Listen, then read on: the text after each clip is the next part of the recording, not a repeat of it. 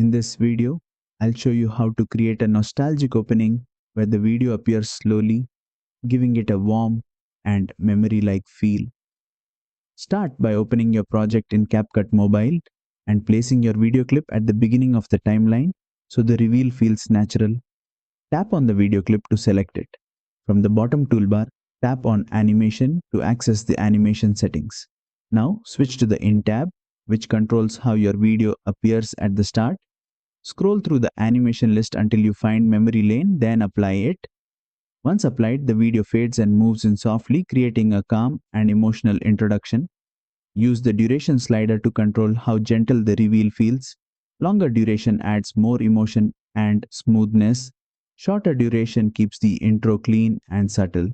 Preview the animation and fine-tune the timing so it matches the mood of your story or music. And that's it.